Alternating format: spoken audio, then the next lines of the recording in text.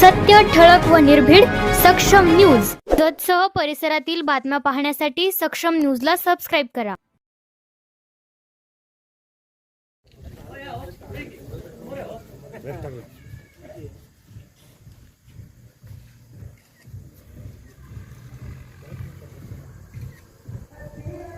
नगरीमध्ये आपल्या सर्व सांगली जिल्ह्याचे लाडक्या ताई सौ विद्याताई मोठे मॅडम यांचं आज तुमच्या उमदी नगरीमध्ये प्रथमतः आज इथं आपण सर्व उमदीकरांनी इथं आल्या, त्यांचं आगमन झाल्याबद्दल त्यांचं आपण सर्वांनी उमदीकरांच्या वतीने त्यांचं परत एकदा हार्दिक स्वागत करतो. ताई, आम्ही गेल्या जवळजवळ 30-35 वर्षापासून आम्ही राजकारण करतो. राजकारण समाजकार्य आम्ही जी कामं करतात त्यांच्या पाठीमागं आजपर्यंत आम्ही त्यांच्या पाठीमागं आलेलो आहे. आम्ही सुद्धा सर्वसामान्य कुटुंबातूनच आलो आहे. आमचे सर्वसामान्य गरीब जनताच आमचं हे एक प्रमुख सत्ता केंद्र आहे. आम्ही पाणी संघर्ष असू द्या, तालुक्यासाठी असू द्या, हायकोर्टापर्यंत आम्ही आंदोलन केलेलं आहे.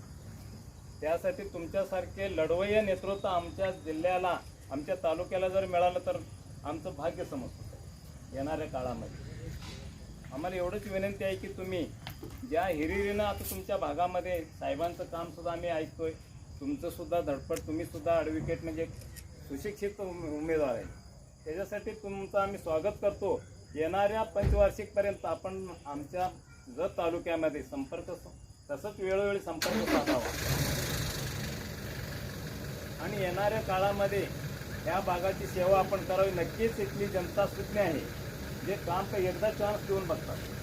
नंतर आता आमच्यातसुद्धा याच्या अगोदरसुद्धा प्रकाश अण्णा शेंडगे 15 दिवसात आमदार झाले.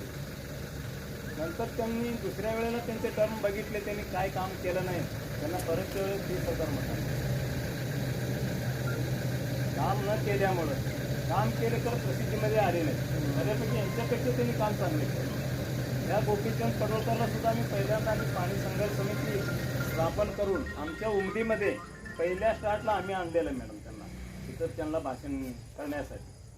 आता ते अचानकच आले किंवा त्यांनी आता काय काय राजकारण केलं, तुमच्या विरुद्ध काय काय केलं, अख्ख्या जिल्ह्यानं बघितलंय, महाराष्ट्रानं बघितलंय.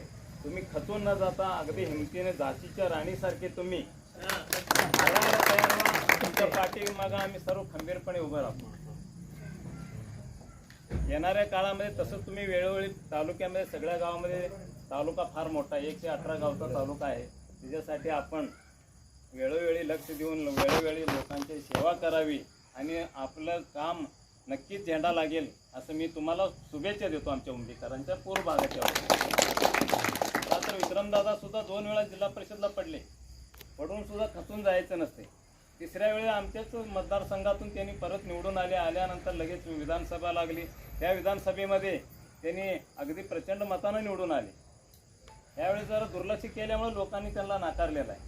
तुम्ही काय वेगळी आहे आणि ह्याच्यापुढं जे जे असेल त्यावेळेला आम्ही तुमच्या पाठीशी खंबीरपणे उभे राहू.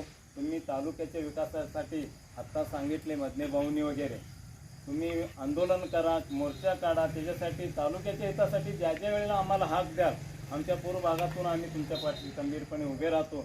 आणि तुम्ही आमच्या आज उमदी नगरीमध्ये आमच्या घरी आपला पदस्पर्श झाला, त्याच्यामुळं मी आमच्या कुटुंबाच्या वतीनं व आमच्या सर्व कार्यकर्त्यांच्या वतीनं पुन्हा एकदा आपलं अभिनंदन करतो आणि स्वागत करतो आणि इथं आल्याबद्दल धन्यवाद देतो आणि थांबतो. जय